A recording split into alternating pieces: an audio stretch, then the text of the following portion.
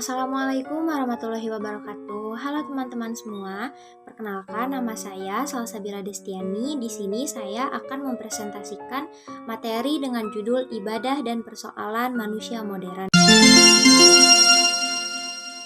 Ibadah adalah bentuk rasa syukur Nabi Muhammad kepada Allah meskipun Allah telah menjamin beliau akan masuk surga.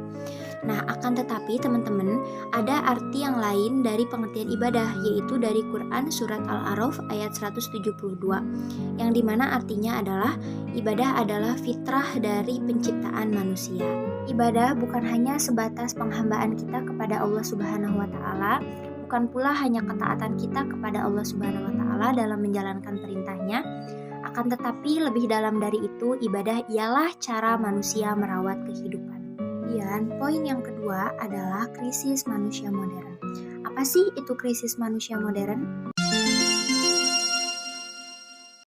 Krisis manusia modern di sini adalah suatu keberadaan atau keadaan di mana ketidakseimbangan dalam realitas kehidupan manusia. Di mana di sini manusia berlomba-lomba dalam kehidupan yang modern, menggunakan teknologi sebagai acuan kehidupan mereka, yang modern menghadapi berbagai masalah atau ironi. Bahkan tidak sedikit juga manusia modern yang mengalami keresahan jiwa, gangguan jiwa, bahkan banyak dari mereka yang ingin melakukan bunuh diri. Kenapa? Karena mereka terlalu mengejar dunia, karena mereka terlalu mengejar hal-hal yang tak seharusnya mereka kejar.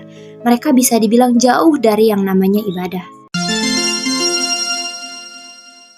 Apa agama masih diperlukan? Tentu, agama akan selalu diperlukan, karena dengan adanya agama, eksistensi manusia akan bertahan, dan agama bisa menyelesaikan masalah-masalah pelik yang terjadi di individu dan masyarakat.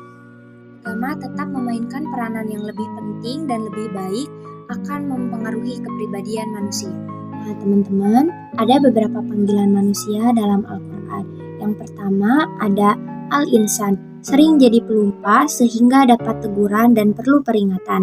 Yang kedua ada Anas, terambil dari kata unas yang berarti nampak atau anaus yang berarti gerak.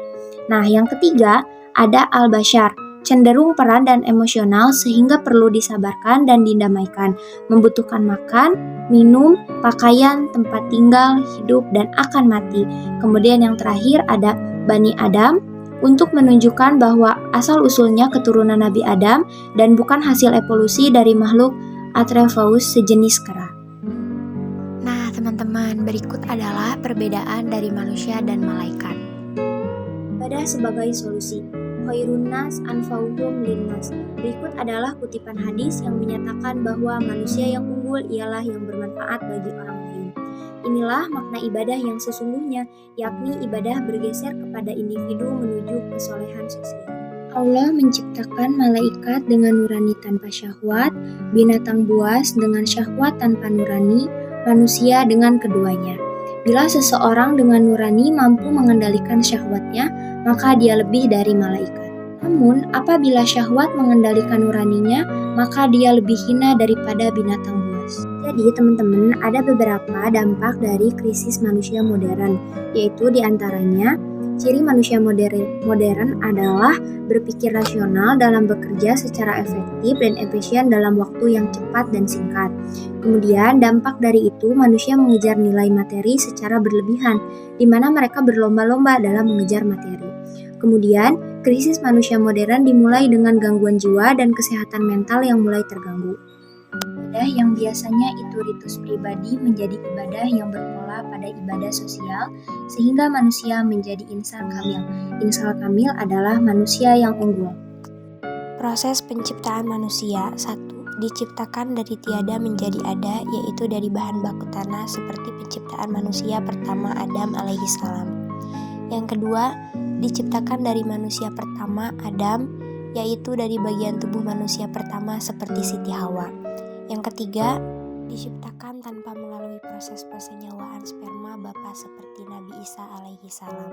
Dan yang terakhir, diciptakan melalui proses persenyawaan sperma dan sel telur kemudian menjadi nuftah, alaqoh, mudghah, lahman akhor, makhluk yang sempurna seperti kita manusia sekarang ini. Peran dan tugas. Tugas kekhalifahan adalah memakmurkan bumi. kekhalifahan harus disertai dengan prestasi dan kemahiran, ilmu pengetahuan, keterampilan, dan kepribadian yang mulia.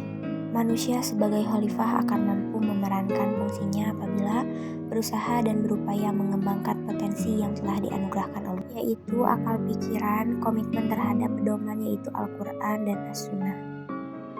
Peran dan tugas peranan manusia di bumi adalah sebagai hamba Allah, Abdullah menghambakan diri kepada Allah. Esensi dari abdu adalah ketaatan, ketundukan, dan kepatuhan aslama. Kewajiban ini konsekuensi dari tujuan penciptaan manusia yaitu beribadah. Ibadah sebagai solusi. Khairun nas anfa'uhum linnas. Berikut adalah kutipan hadis yang menyatakan bahwa manusia yang unggul ialah yang bermanfaat bagi orang lain. Inilah makna ibadah yang sesungguhnya, yakni ibadah bergeser kepada individu menuju kesolehan sosial. Ibadah yang biasanya itu ritus pribadi menjadi ibadah yang berpola pada ibadah sosial, sehingga manusia menjadi insan kamil. Insan kamil adalah manusia yang unggul.